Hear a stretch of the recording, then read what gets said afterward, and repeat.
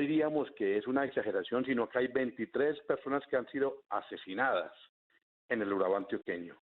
Allá es donde hay empresarios que han financiado históricamente el paramilitarismo. Recordemos Chiquita Brand, recordemos la lista que entregó Raúl Hasbún a la Fiscalía sobre quienes han financiado. Nosotros hemos entregado esa información a la Corte Penal Internacional, a la Comisión Interamericana y a la Jurisdicción Especial para la Paz, de los civiles que financian a esos grupos. Y esos grupos, ¿quién los articula? En el orden nacional. Por eso nos atrevemos a decir, no de manera sobrevalorando esa información, sino que en el orden nacional, ¿quién articula eso? ¿Quién puede articularlo? ¿Quién más tiene información de cada uno de los rincones de Colombia que el propio Estado? Sí. Eso es lo que nos parece a nosotros, eso es lo claro para nosotros. Don Gerardo. Hemos entregado esta información, perdóneme que le diga, a la Fiscalía General. Ese cruce de información se lo entramos en una comisión de garantías al exfiscal Néstor Humberto Martínez, delante del comandante del Ejército, delante de la policía, delante de la fiscal, delante del ministro del Interior. Entregamos esa información de las personas que están implicadas en estos hechos. Y hasta la fecha no ha habido ningún resultado. Sí. No hay resultado de la Fiscalía de estas investigaciones. Don Gerardo, yo quiero leer o reinterpretar algunos de los mensajes que están llegando en este momento a través del Facebook Live. Y, por ejemplo, JP Olarte Penagos dice: el que va a matar a alguien de verdad no hace tanta bulla ni envía cartitas, son puras cortinas de humo. Pero antes incluso había leído otro comentario, se me perdió quién lo escribió, pero que señalan que son más bien autoamenazas las que se estarían dando. ¿Usted qué opina de este tipo de visiones respecto a los panfletos que empezaron a circular este fin de semana? Pues me parece que es una persona que no está de los panfletos o del decir de esas personas de que son autoamenazas. Sí, mira, hay una articulación decir autoamenazas, hablar de autoamenazas y decir sí, que quien amenaza en realidad no quiere hacer nada. Y estamos hablando de todo el asesinato de líderes sociales que hay. Es que no es una mentira, no es una exageración. ¿Cuántos líderes sociales han sido asesinados en lo que va del año 2020? ¿Cierto? Además de eso, amenazan, además de eso, desplazan, además de eso, queman las casas de la gente restituida en la región de Urabá, envenenan los animales, le hacen daño a las personas. Entonces, no es que estemos haciendo un tema de exagerar aquí el tema de la seguridad. Nosotros sabemos el riesgo que corremos. Hemos solicitado a la unidad de protección en varias ocasiones y 23 de las personas que representamos han sido asesinadas. Entonces yo creo que aquí no hay una... hay gente que quiere quitarle la dificultad que esto tiene. Hay gente que quiere quitar el riesgo y decir que normalizar el riesgo. No, lo que pasa es que en nuestro caso hay 23 personas asesinadas de gente que ha representado la Fundación Forjando Futuros en la región de Urabá. Entonces no podemos subestimar, no podemos subestimar este tipo de amenazas. Yo estaba lo más de tranquilo aquí en la oficina, sábado por la mañana, me llaman de la región de Urabá, me dicen, hay circulando un panfleto, me llama el director de una organización que se llama Tierra y Paz, y me dice que la Comisión de la Verdad, uno de los comisionados, le dijo, mire, cuídense porque está circulando este panfleto en Bogotá. A mí lo que me llama la atención es que ni Tierra y Paz ni nosotros tenemos una actividad en Bogotá, y si ese panfleto lo hacen desde Bogotá, pues conocen en cada una de las regiones quién es el que está actuando en un liderazgo de tipo social. Don Gerardo Vega, muchas gracias por estar con nosotros, es defensor de derechos humanos, abogado, trabaja mucho por la restitución de tierras y lo invitamos, don Gerardo, a que siga con nosotros porque vamos a estar hablando con más de los amenazados en este panfleto. Muchas gracias por estar en Sigue la W. Un segundo más, ¿usted me permite? Sí, rápidamente porque es que me toca ir con el siguiente invitado, don Gerardo. Mire, decir que hay falta es también articulación en el orden regional, los territorios, en el sentido de los entes territoriales, alcaldías y gobernaciones tienen que tener una política propia de defensa de los líderes sociales y defensores de derechos humanos en cada uno de los departamentos y ciudades del país. Gracias, don Gerardo. Más adelante vamos a tener con nosotros un vocero de la Fiscalía, nos va a hablar sobre las águilas negras y tratar de empezar a desenredar, Andrea, esta madeja sobre quiénes son los que están detrás de este panfleto. Y a esta hora en Sigue la W saludamos también a Eduardo Carreño, uno de los fundador también del colectivo de abogados José Alvear Restrepo, quien desafortunadamente aparece en este panfleto. Doctor Eduardo, bienvenido aquí a Sigue la W. Y la pregunta que le hago es, ¿quiénes son las Águilas Negras? ¿Qué son? Bueno, en primer lugar, un cordial saludo a todos los oyentes y a la mesa de trabajo. Para nosotros en las investigaciones que hemos adelantado, todo indica que son organismos del Estado y fundamentalmente los miembros del B2 de inteligencia del Ejército. Son los que tienen la infraestructura y son quienes conocen a nivel nacional todos los elementos de los procesos organizativos de las víctimas y de los reclamantes de tierras y de todos los políticos de oposición que han tenido una postura en relación con casos de violación de derechos humanos. La investigación debe desarrollarse hacia ese tipo de organización. Pero, don Eduardo, cuando usted hace estas afirmaciones, y le repito la misma pregunta que le hicimos hace un instante a Gerardo Vega, ¿se hace con qué soporte, con qué pruebas? Porque pues puede resultar muy fácil acusar a organismos del Estado, acusar en este caso a una dependencia del ejército de semejantes amenazas tan delicadas. ¿Usted tiene alguna prueba que permita hacer esta afirmación? Hay innumerables procesos penales en los cuales se ha demostrado esa relación con las amenazas y con las ejecuciones de muchas personas.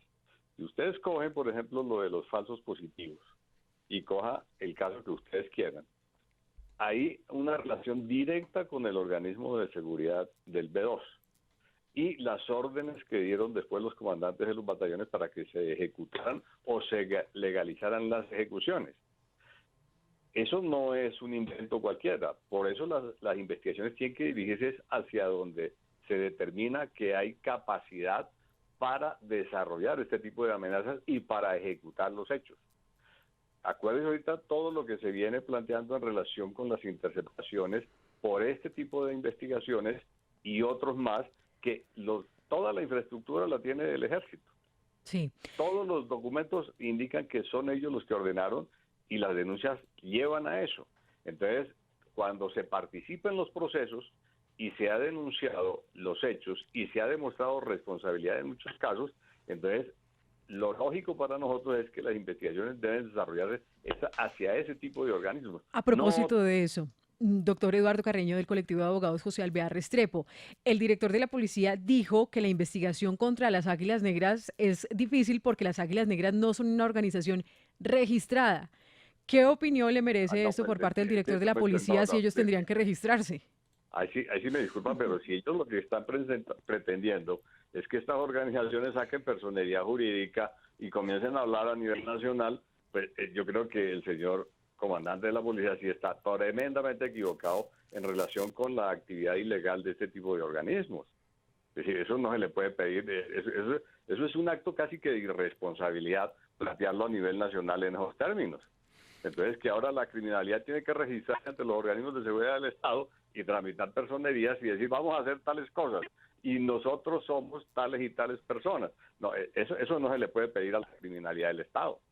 Don Eduardo, ahora hablemos de a lo que se dedica usted, porque también queremos visibilizar eso. ¿Quiénes son los que están recibiendo las amenazas? ¿A qué se dedican? Usted particularmente, los miembros del colectivo de abogados, ¿a qué se dedican y por qué razón entonces estarían dentro de estas amenazas surgidas de las llamadas Águilas Negras?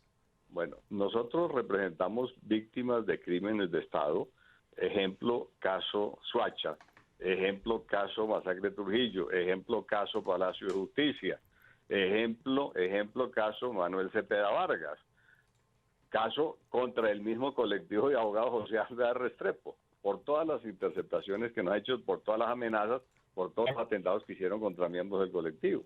Es decir, ese es el tipo de representación que nosotros tenemos en las actuales circunstancias.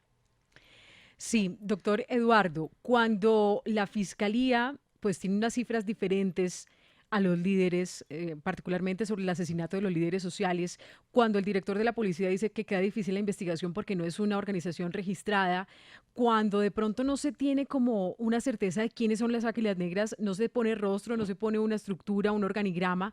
¿Cuáles son las consecuencias y por qué cree usted que está pasando esto con las instituciones pues del Estado? Sobre todo porque su teoría es que gente del ejército, de lo que antes era el B2 y el DAS, son los que integran estas organizaciones. Leo, mire, yo creo que para nosotros la Fiscalía ha sido proclive a generar impunidad en estos casos. Si ustedes miran el caso, por ejemplo, de José Eduardo Garzón Pesca, es decir, llevamos muchísimo tiempo con personas totalmente identificadas que son de la alta oficialidad del Estado. Se ha pedido innumerables veces que la Fiscalía pues, los vincule al proceso y la Fiscalía no lo hace. Entonces, la Fiscalía, pues, lamentablemente no cumple con ese papel. Ahora, también hay que decirlo que quien tiene la infraestructura para determinar de dónde provienen estas amenazas son los mismos miembros del Estado. Es decir, la Fiscalía tiene suficientes elementos técnicos para definir de dónde se envía un comunicado, de dónde se hace una llamada. Es decir, esas son excusas simplemente. Pero ellos sí tienen la capacidad técnica para determinar de dónde provienen las amenazas y quién las estructura. Lo que pasa es que no lo hacen porque no tienen voluntad. Pues Eduardo Carreño, uno de los fundadores y vocero del colectivo de abogados José Alvear Restrepo, que desafortunadamente pues aparece en este panfleto amenazante de las Águilas Negras. Gracias por estar aquí en Sigue la W. Bueno, con el mayor gusto. Y a esta hora saludamos también Juan Pablo a Teresita Gaviria Urrego. Ella es líder de Madres de la Candelaria. Bienvenida aquí a Sigue la W. Y la pregunta es, ¿quiénes son las Águilas Negras quienes la están amenazando a usted? Pues buenas tardes para todos, de verdad que estamos sorprendidos porque nosotros sabíamos que las Águilas Negras habían desaparecido, creíamos pues que eso ya había cambiado de razón social, que habían cambiado por lo menos la forma de pensar y de hacer. Creíamos muchas cosas de ellos, pero ahora me sorprende pues que volvieron a resultar y amenazar a Raimundo y todo el mundo, sobre todo a los defensores de derechos humanos. Aquí no quedó títere con cabeza, porque viene una alcaldesa, porque viene una cantidad de personas, unos abogados, unas pobres mujeres que no se dedican sino a buscar desaparecidos en el país, a buscar la verdad. Yo no entiendo eso, es que yo no entiendo que es otra vez el resultado de las Águilas Negras, no lo entiendo. Sí, doña Teresita, primero que todo, y me llama mucho la atención lo que usted está diciendo porque es como repetir la historia. Usted antes había aparecido en panfletos como este. ¿Hace cuánto no recibía una amenaza de este tipo? Perdóneme que le pregunte algo tan crudo, pero es que es doloroso y tiene que escandalizarnos como país. Uh-huh. Mira, hacía por ahí unos 2 años y medio, 3, que yo no volvía ni siquiera a mencionar la palabra Águilas Negras. Sí. Inclusive cuando estamos en terreno, porque ustedes saben que nosotros vamos a cualquier parte a destapar en terrenos difíciles, a destapar fosas comunes. Y ni siquiera por gracia decimos, ve, ahí viene un águila negra, los que vienen volando. No, nosotros no, es que eso desapareció, esa palabra aquí hace mucho tiempo. Entonces me parece muy extraño todo esto. Hacía muchos años o mucho tiempo que no nos amenazaban amenazas de mandarnos a nosotras una resolución diciéndonos ya estás metida, ya te separamos el hueco, ya te separamos la bóveda, ya te separamos esto, mataron un líder, ya seguís vos sos una tal y por cual. Entonces yo no entiendo esto, pues ¿por qué volvió otra vez ahora a presentarse las amenazas? Estoy muy preocupada. Recordémosle a los oyentes de la W y a quienes están conectados a esta hora con nosotros a través del Facebook Live, a quienes están participando además activamente con el numeral Águilas Negras son en Twitter. Doña Teresita, ¿a qué se dedica usted? ¿A qué se dedican las Madres de la Candelaria? Motivo por el cual entonces las estarían amenazando. ¿Usted qué hace como trabajo de líder social? Mira, primero que todo nosotros le brindamos acompañamiento psicosocial y jurídico a las víctimas que no saben qué pasó con sus familiares. De ahí arranca la labor de nosotras, acompañarlas hasta la fiscalía, acompañarlas a la defensoría, a la procuraduría, porque como decía el director el colectivo de Alvear, hay veces que la fiscalía en esa época no tenían mucho en cuenta a las víctimas, recibían a las víctimas de cualquier manera, las trataban como les daba la gana y nos tuvimos que poner nosotros a esa penosa obligación de decirle al fiscal, es que usted está trabajando aquí por nosotras, por los desaparecidos de este país. Usted aquí no se la gana, no viene a ganársela aquí mamando gallo o insultando a las mujeres. Primero pedirles, exigirles a ellos respeto con las víctimas. Segundo, ir con ellas hasta supuestamente estaba el terreno donde han enterrado a su hijo. Identificar los terrenos donde estaban las personas desaparecidas. Eso hacemos nosotras, buscar la verdad, desenterrar la verdad. No estoy señalando a nadie, no estoy señalando al paramilitarismo, no estoy señalando a la guerrilla, no estoy señalando a nadie. Lo único que estamos buscando es la verdad. Ese es nuestro mayor trabajo. Creo Teresita, que ese es el trabajo que estamos haciendo ahora con la Comisión de la Verdad. Claro. Vamos a hacer a profundidad esa investigación. Y recordemos que Ese es todo el ustedes trabajo de también, nosotros. señora Teresita, Aquí no están nos haciendo fijamos todo en qué hace el otro, qué hace el uno, no. Solamente buscar los desaparecidos en este país. Por eso nos hemos ganado muchos puestos en este país, porque realmente nosotros vamos a discutir con nadie, sino buscar. Sí, Buscar la señora verdad. Teresita Gaviria, usted también está haciendo un trabajo muy importante. Recordemos, Madres de la Candelaria, todos los familiares de los desaparecidos, incluso los cementerios en Dabeiba, en los Llanos Orientales, hacen un trabajo muy importante por conocer la verdad. Pregunta final, ¿qué opinión le merece que el director de la policía pues dijera que no se puede investigar fácilmente a las Águilas Negras porque no son una organización registrada? Error, pero error con horror. Uno no puede decir eso. Aquí no pueden haber organizaciones registradas, solamente las que realmente trabajamos por el bien de las comunidades. Error gravísimo.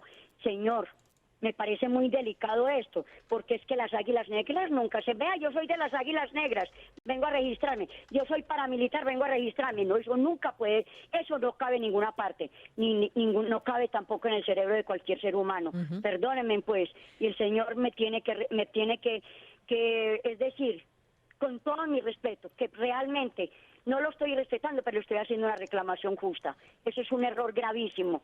Nadie hoy en día, ningún grupo se puede registrar y se va a hacer registrar, ni tampoco entonces la registraduría estaría llena de todos los combos y de todo esto que ha resultado en los barrios de Medellín. No, señor, todo lo contrario. No perseguirlos, sino también llegar a un consenso con ellos, hablar con ellos, pero tampoco se van a hacer registrar. Sí. Qué pena con el Señor. Pues Teresita Qué Gaviria vergüenza. Urrego, líder de Madres de la Candelaria, gracias por estar aquí en Sigue la W. Muchas gracias, doña Teresita. Siga conectada con la W porque vamos a escuchar más voces, más testimonios de aquellos que aparecen mencionados en este perturbador panfleto que viene circulando desde el fin de semana. Les recuerdo que más adelante vamos a escuchar una voz oficial. Va a estar con nosotros desde la Fiscalía General de la Nación, uno de los encargados de hacerle seguimiento a estas historias para tratar de comprender quiénes están detrás de Águilas Negras. Y ese es nuestro numeral. Águilas Negras son, @BetoPinilla38, escribe, numeral Águilas Negras son, el resultado de un país sin justicia, de cortes parcializadas, de fallos comprados, de acreditar falsos testigos y de persecuciones políticas. @Nembar3 dice, numeral Águilas Negras son, el nuevo nombre de la alianza perversa de siempre. Y otro de los comentarios que llega con este numeral Águilas Negras son, @JohnFMSBT, numeral Águilas Negras son una realidad que el gobierno no quiere reconocer, pero tristemente serán muchos los sacrificados. Numeral Águilas Negras son, es nuestro hashtag a esta hora. Vamos a hacer una muy corta pausa, vamos a volver con más invitados de aquellos que aparecen en el listado del panfleto y en segundos también tendremos al fiscal que está trabajando este caso, el caso de las Águilas Negras. Ya volvemos a esta hora, 12:32. Sigue la W. Estamos de vuelta a esta hora en la W. Es el momento de conectarse nuevamente con nuestro Facebook Live 1238. Seguimos, numeral Águilas Negras son, numeral Águilas Negras son. @Luis Rebel dice, numeral Águilas Negras son un invento de la misma izquierda para apalancar su proyecto de tomarse el poder. @Juanito dice, numeral, Águilas Negras son un grupo de asesinos que todos le temen, pero nadie conoce. Nunca muestran su cara, solo panfletos. @Contáronme dice, numeral, Águilas Negras son una partida de bandidos con razón social que extorsiona y mata a personas naturales. Otro de los comentarios que llega con ese numeral, Águilas Negras son. @Bancho001 dice, Fuerzas del Estado. Seguimos con nuestros invitados a esta hora del mediodía en la W, cuando sigue la W, 12:39. Otro de los nombres, otra de las personas que aparece dentro de ese listado de amenazados por este último panfleto conocido durante el fin de semana, panfleto firmado por las Águilas Negras, pues son los Galán, los hermanos Galán. Juan Manuel está con nosotros, ex senador, muchas gracias por atendernos y por estar a esta hora cuando sigue la W. Muy buenas tardes, Juan Pablo, un saludo para Andrea, a toda la mesa y a todos los oyentes de la W. Bueno, para usted, ex senador, ¿quiénes son las Águilas Negras?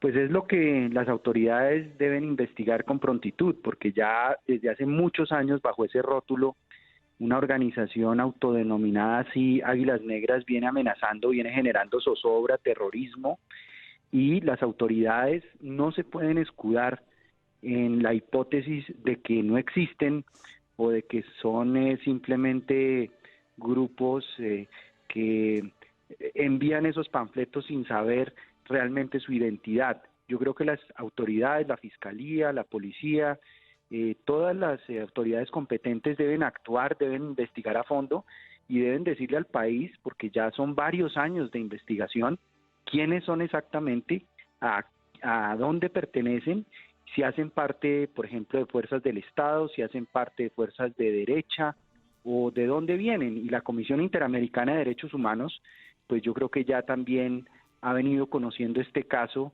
y muy pronto seguramente hará un pronunciamiento. Pero, ex senador, usted que estuvo pues en el Congreso de la República, que tenía además la posibilidad de dialogar con comandantes de las fuerzas, con la posibilidad de hablar incluso con el mismo gobierno, nunca tuvo claridad en esa época en que usted estaba en el Congreso de quiénes estaban detrás de esos panfletos, porque, claro, nosotros quedamos escandalizados por el del fin de semana, pero ha habido otros panfletos en el pasado, todos con la misma firma o con el mismo sello, Águilas Negras. Así es, Juan Pablo. El primero que figuró con los nombres de mi hermano Carlos Fernando Galán y yo fue en julio de 2018. Posteriormente, en el 2019, hubo otro panfleto donde mencionaban nuestros nombres y este es el tercer panfleto, el del fin de semana, donde figuramos mi hermano y yo. Yo pues analizo que todos los nombres que figuran en ese panfleto de personas amenazadas son personas que han defendido el proceso de paz, personas que han estado del lado de defender los derechos de las víctimas. Yo fui presidente de la Comisión de Seguimiento a la Ley de Víctimas en el Congreso durante 4 años. Propuse varias iniciativas para que los derechos de las víctimas contaran a la hora de la discusión de los acuerdos de paz en el Congreso, de la aprobación de la Justicia Especial para la Paz, y pues veo eso como un hilo conductor, como un nexo entre todos los que figuramos como amenazados en esos panfletos. Somos personas que hemos estado del lado del proceso de paz, que hemos defendido los derechos de las víctimas, y pues de esa manera nos están estigmatizando y nos están amenazando directamente. Ex senador Luis, Juan Manuel Galán, quiero hablarle justamente sobre su padre.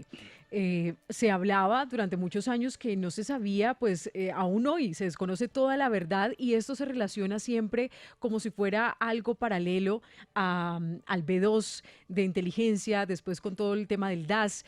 Es decir, toda esta supuesta mano oscura, mano negra que nadie le pone rostro, eso viene desde hace muchos años, incluso desde la época de su padre, y que fue quien, todo este aparato también criminal estuvo detrás del magnicidio de su padre. Así es, Andrea. Lo que ocurrió con el nuevo liberalismo, que fue un verdadero exterminio, donde fueron asesinados más de 50 de sus militantes, dirigentes, líderes, entre ellos mi padre, Luis Carlos Galán, Rodrigo Lara, muchas personas como Guillermo Cano, que eran militantes del nuevo liberalismo, fueron asesinados en esa época, y quienes estuvieron detrás de ese complot, pues no solamente fue el narcotráfico, incluido el cartel de Medellín y el cartel de Cali, sino sectores ligados al paramilitarismo, que fueron los autores materiales del magnicidio de mi padre, junto con políticos también que hacían parte del proyecto paramilitar, del proyecto narcotraficante, y miembros de los organismos de seguridad del Estado, entre ellos el DAS, la policía y el ejército, algunos miembros del ejército, algunos miembros de la policía y del DAS, que participaron en su muerte y que han sido identificados en la investigación y llamados ante la justicia. Lo que es importante mencionar, Andrea, aquí también, es que el narcotráfico en Colombia ha sido también un proyecto político. No solamente ha sido un proyecto criminal, un proyecto de organizaciones que buscan enriquecerse con base en el negocio ilícito de las drogas, sino ha sido un intento deliberado de cooptar territorios, cooptar poblaciones y cooptar poder político para apoderarse de las instituciones del Estado. Y creo que si no identificamos la amenaza de esa manera, pues es muy difícil que contrarrestemos lo que está detrás de todo este juego de poderes, de amenazas y de exterminio de los líderes sociales en Colombia. Ex senador Juan Manuel Galán, muchas gracias por estar con nosotros a esta hora en Sigue la W. A ustedes muy amables, un abrazo y feliz año para usted, Juan Pablo, para Andrea y todos los oyentes de la W. Gracias. Le leo dos comentarios, Andrea, dos comentarios que llegan con el numeral Águilas Negras son, @Joriam57, escribe, numeral Águilas Negras son criminales o sombras intimidantes, siembran terror, pánico y zozobra, al igual que los taxistas intimidan y amenazan a todo el mundo. ¿Qué vamos a hacer con Locombia? Y otro de los comentarios que llegan con este numeral Águilas Negras son, @Ricardo López D. Numeral Águilas Negras son los que están en contra de la oposición y de los que quieren saber la verdad. Más invitados. A esta hora saludamos en Sigue la W al senador del partido FARC, integrante de la Comisión Primera del Senado, Carlos Lozada. Gracias por estar aquí en Sigue la W. Y quiero preguntarle, usted pues como exguerrillero desmovilizado que decidió dejar las armas para hacer política, ¿quiénes son las Águilas Negras? Bueno, primero que todo un saludo a toda la audiencia. Nosotros en la Comisión Primera del Senado, el año pasado, en un debate de control político, vimos cómo el senador Gustavo Petro dio a conocer un documento oficial del Ejército colombiano, una orden operacional en la cual el comandante de una unidad militar le ordenaba a varias compañías del Ejército Nacional que penetraran en una región del Valle del Cauca, una región rural, a operar bajo la cobertura de Águilas Negras. No sé por qué a estas alturas todavía la Procuraduría General de la Nación y la Fiscalía no reportan qué avances hay de esa noticia criminal de la que se tuvo información allí en ese debate en Comisión Primera con la presencia de la ministra del Interior en ese momento, el ministro de Defensa, de manera que nosotros conocemos que la procedencia de las Águilas Negras es más una fachada, una especie de franquicia que ha permitido darle cobertura a amenazas que vienen desde la institucionalidad, concretamente los organismos de inteligencia del Estado, para perseguir a los opositores políticos, a los líderes sociales, a los defensores de derechos humanos, es decir, a todas aquellas personas y organizaciones que de alguna manera cuestionan las políticas de los sucesivos gobiernos, y sobre todo en este momento lo que deduce uno es que se quiere tratar de generar pánico y terror alrededor de las protestas que se inician nuevamente el día de mañana.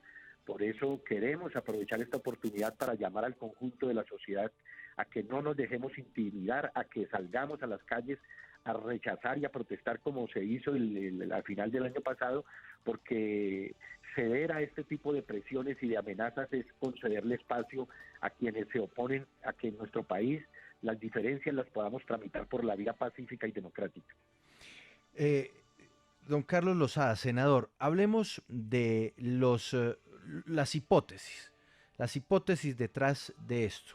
¿Por qué? Porque hemos visto en muchos comentarios a lo largo de esta emisión tanto como con nuestro numeral Águilas Negras Son, también en el Facebook Live, que dicen que son ustedes mismos, los líderes de la izquierda, autoamenazándose.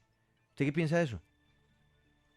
Bueno, esa fue la tesis de un expresidente, concretamente el expresidente Julio César Turbay, cuando se conocieron las denuncias de violaciones y de torturas en las guarniciones militares. Recuerdo que en una gira internacional en ese momento que concitó la risa burlona de todo el mundo, diciendo que lo que sucediera que los líderes de la izquierda colombiana se autotorturaban para sindicar a las Fuerzas Armadas.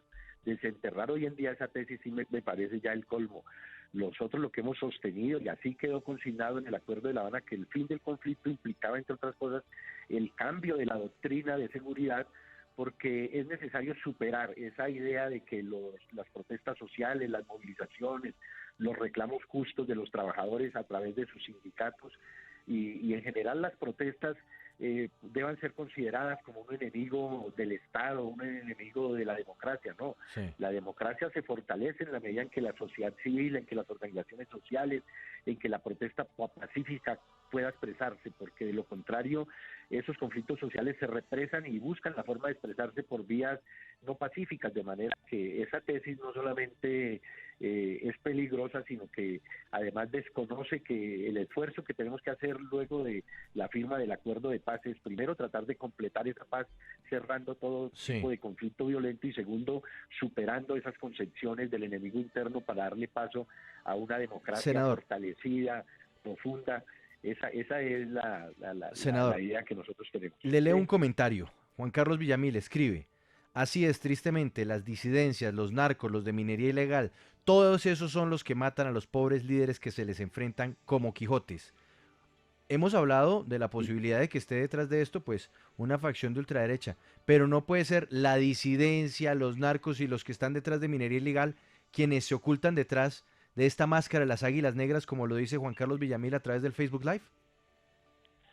Indudablemente, por eso le decía al comienzo que esa es una especie de franquicia y de fachada que utiliza en este país, desafortunadamente, cualquier grupo, cualquier sector, cualquier núcleo que tenga intereses ilegales y que quiera de alguna manera generar pánico, terror, inmovilización de las fuerzas sociales. Por eso llama la atención también que el Estado colombiano al día de hoy no pueda aportar una investigación seria, exhaustiva, acerca de si existiera realmente las Águilas Negras, cuál es su estructura, quiénes son sus mandos, en qué áreas operan, y sobre todo demostrar cuáles son las operaciones de inteligencia que se han desplegado por parte de la institucionalidad para tratar de desvertebrar esta organización, lo que demuestra que efectivamente no existe, que es una fachada que, como bien lo señala el comentario que usted me lee, utilizan tanto las fuerzas de la institucionalidad, copada seguramente en algunas de sus partes por sectores de extrema derecha, pero también perfectamente el narcotráfico, las disidencias y todo el conjunto de grupos ilegales que se mueven desafortunadamente a lo largo y ancho del país. Sí, senador Carlos Lozada del partido FARC, ustedes ya están del lado de la política, ustedes decidieron dejar las armas a un lado y hacer política. En ese transitar, ustedes se han dado cuenta, supongo yo, que también al hablar con las víctimas, una cosa es lo que se vive cuando se tienen las armas y otra cosa es cuando en medio de la confrontación entre disidencias, entre grupos paramilitares, entre entonces la guerrilla, la población civil queda muy afectada. ¿Qué le diría usted a los líderes sociales, pero también a la ciudadanía que fueron víctimas, como ustedes lo han reconocido, de la guerrilla, pero que en ese momento ustedes ya están haciendo política y no quieren que eso vuelva a suceder? ¿Qué les diría, sobre todo porque están siendo en este momento víctimas también entonces de disidencias y de grupos paramilitares? No, nuestro mensaje para las víctimas del conflicto, independientemente de quiénes fueron sus agresores, pero también para el conjunto del país, incluido el propio gobierno, es que hagamos ese pacto político nacional que está contenido en los acuerdos para que con la iglesia, los empresarios, la institucionalidad, los partidos políticos, los sectores sociales, es decir, el conjunto de la sociedad, logremos conformar un frente único para erradicar el ejercicio de la violencia en la política. Nos parece que ese es un aporte importante nosotros insistimos en que en la implementación del acuerdo de manera integral están las claves para que logremos derrotar definitivamente todas esas expresiones violentas que se dan en los territorios y que logremos por fin tener un Estado nacional que conserve y mantenga el monopolio y el uso de las armas y de la fuerza, pero también el control del territorio, de la justicia y de la hacienda pública. Ese es un camino que tenemos que transitar, porque solo así, con una presencia integral del Estado en la totalidad del territorio, vamos a lograr erradicar esa violencia histórica que hemos tenido. Pues, senador Carlos Lozada, del partido político FARC, gracias por estar aquí en Sigla W. A ustedes, muy amable. Sigla W. Hay una noticia. Y no es una, son varias noticias. Vamos rápidamente a hacer una actualización con la información y en segundos estará con nosotros un delegado de la Fiscalía para hablar de las Águilas Negras. ¿Quiénes son? Eso va a ser en segundos cuando sigue la W. El canciller interino de Venezuela denunció que los responsables del atentado a la Escuela de Cadetes General Santander, hace un año, fueron entrenados en Venezuela. Camila Correa.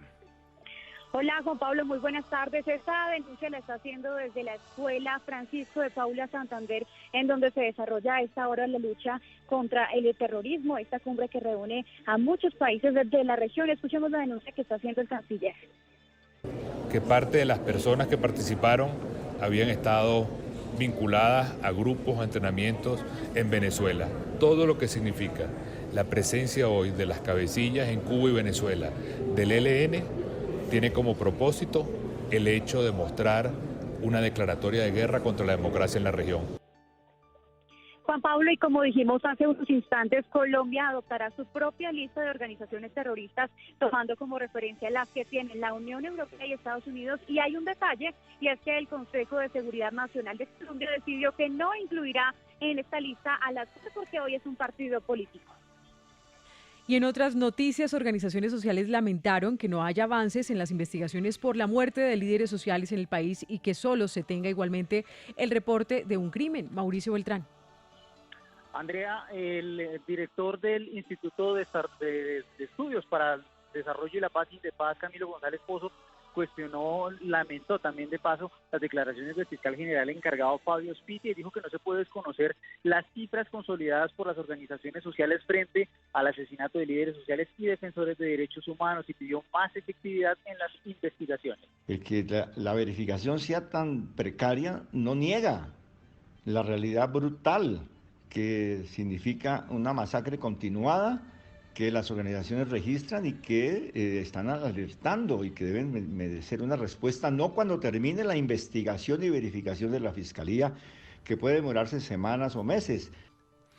12 del mediodía, 56 minutos, sigue la W. La registraduría le salió al paso a las críticas a la nueva cédula de ciudadanía. ¿Qué dijeron, Lucas?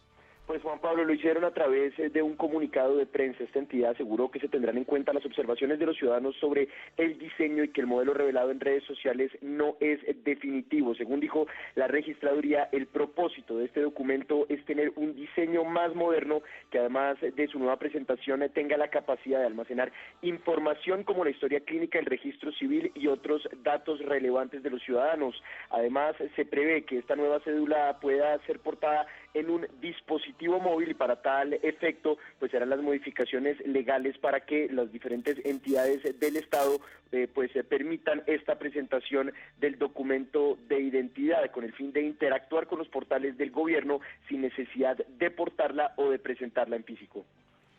Gracias, Lucas. Y acepta cargos implicado en supuesto caso de corrupción en el tribunal, Laura Palomino. Andrea, muy buenas tardes. Se trata del exgerente de la empresa Soporte Vital, William Rojas Mazo, quien aceptó el delito de cohecho por dar u ofrecer. Rojas ganó un pleito al hospital de Ubaté, después de haberle pagado una gruesa suma de dinero a la exnovia del magistrado Carlos Vargas Bautista. Vargas Bautista habría hablado con los dueños de la empresa Soporte Vital para que cambiaran el abogado que llevaba su proceso y en su lugar nombraran a su exnovia, la abogada Kelly Andrea Slava Montes. En este caso se pagaron 200 millones de pesos para garantizar el fallo en contra del hospital de Ubaté, cuya entidad médica le tocó pagar cerca de 9.000 millones de pesos, fallo que aún no es tan firme y que fue emitido corrupto por el Tribunal de Bogotá.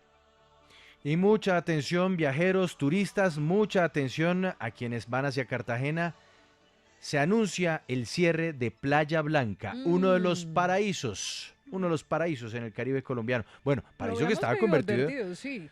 Paraíso que está convertido en pesadilla, ¿no? Sí, totalmente. Es un lugar paradisiaco, es hermoso, pero no da abasto las autoridades y pasa de todo, accidente cada día prácticamente. Antonio, ¿cómo es el cierre? ¿Qué va a pasar? ¿De qué manera se va a manejar?